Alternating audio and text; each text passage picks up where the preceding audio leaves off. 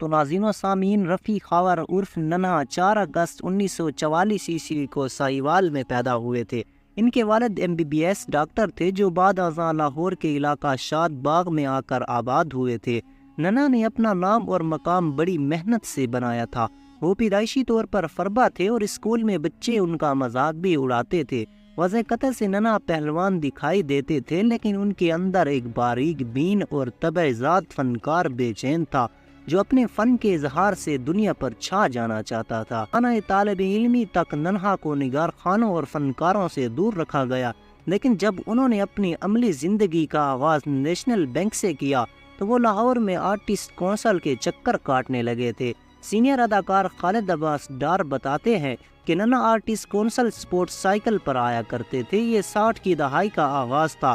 Lahore artist council میں روزانہ جو محفل سجائی جاتی اس میں ڈاکٹر انور سجاد، منیر نیازی، کوی خان، خالد سعید بٹ، کمال احمد رضوی، مسعود اختر، شعیب ہاشمی، سلطان کھوسٹ اور فاروق ضمیر وغیرہ شامل تھے۔ سن 1964 عیسوی میں جب لاہور سے پاکستان ٹیلی ویژن کا آغاز ہوا تو اس سے قبل کمال احمد رضوی تھیٹر اور ریڈیو میں کام کر کے آپ کو منوا چکے تھے۔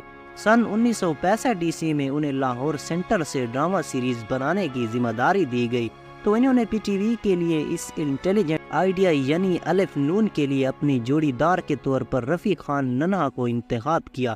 حالانکہ اس وقت ان کے سامنے درجنوں معروف اداکار موجود تھے، لیکن انہوں نے قدرے جونیئر فنکار کو منتخب کیا۔ الف نون نشر ہوا تو اور ننھا لوگوں کی محبوب فنکارہ بن گئے۔ محمد رفیع پاکستانی فلموں میں ایک بہترین مزاحیہ اداکار ننھا کی حیثیت سے جانے جاتے تھے، تاہم کئی مواقع پر انہوں نے اپنی سنجیدہ اداکاری سے بھی ناظرین کو بہت زیادہ متاثر کیا۔ ان کا اصلی نام رفیع خاور تھا۔ ننھا نے 1964 عیسوی میں ریڈیو پاکستان کے ایک پروگرام کے ذریعے اپنی فنکارانہ صلاحیتوں کو اس بھرپور انداز میں پیش کیا کہ فلم سازوں کی نظریں ان کی طرح اٹھ گئی، اور 1965 عیسوی سے ان کی فلمی کیریئر کا ایسا آغاز ہوا جس نے انہیں فلموں کی ضرورت بنا دیا۔ ان کی کریڈٹ پر یوں تو بے شمار فلمیں ہیں، تاہم پردے میں رہنے دو، آس نوکر، دبئی چلوں، سالہ صاحب اور آخری جنگ بہت زیادہ ہی مشہور ہوئی۔ رفیع خاور المعروف ننھا کو دنیا سے گئی 36 برس ہو گئے، لیکن ان کی پراسرار موت کا معمہ آج تک حل نہیں ہوا۔ ننھا کے گول مٹول چہرے پر معصومیت کھلا کرتی تھی۔ وہ اپنی فربہ جسمانی حیت سے مزاح تخلیق کرتے، اسٹیج پر چڑھتے تو دیکھنے والے ہنستے ہنستے لوٹ پوٹ ہو جاتے، ٹی وی اسکرین پر نمودار ہوتے تو الف نون جیسے کھیل وجود پاتے، اور فلم کے پردے پر ان کے انداز سب سے جداگانہ ہوتے۔ ننھا اور علی اجاز نے اپنی فنی کیریئر کا آغاز ایک ساتھ کیا تھا۔ تھیٹر اور ٹی وی کے ادوار گزار کر دونوں ایک ساتھ پردہ اسکرین پر نمودار ہوئے۔ اس دونوں کا ساتھ ننھے کی وفات تک قائم رہا۔ این عروج میں وہ ایک اداکار کے زلف کا اسیر ہو کر دل ہار بیٹھے، لیکن انہیں محبت راس نہ آ سکی۔ وہ بے وفائی کی چوٹ کو نہ برداشت کر سکے اور جان وار بیٹھے۔ رفیع خان ننھا نے تمام عمر لوگوں میں مسکراہٹیں بانٹی، لیکن ان کی زندگی کا ڈراپ سین بہت پردرد تھا جسے لوگوں آج تک نہیں بھلا سکے۔ آخری جنگ ان کی زندگی کی پہلی آخری فلم ثابت ہوئی۔ جس سال 1986 عیسوی میں یہ فلم ریلیز ہوئی، اسی برس یہ فنکارہ بھی دنیا چھوڑ گیا۔ ننھا کی اداکاری آج بھی پاکستانی فلموں کی عروج کا دور یاد دلاتی ہے۔ تو ناظرین و سامعین، رفیع خاور المعروف ننھا کو دنیا سے گئے 35 برس سے زائد ہو گئے ہیں، لیکن ان کی پراسرار موت کا معمہ آج تک حل نہیں ہوا۔ پولیس نے ان کی موت کو خودکشی قرار دیتے ہوئے اس کیس کی فائل بند کر دی تھی، مگر ان کے بہت سے ساتھی آج بھی اس موت کو خودکشی ماننے کو تیار نہیں ہیں۔ رفیع خاور ننھا کی زندگی ابتدا خوشیوں، کامیابیوں اور قہقہوں سے لبریز تھی، لیکن ان کا انجام انتہائی دلخراش تھا۔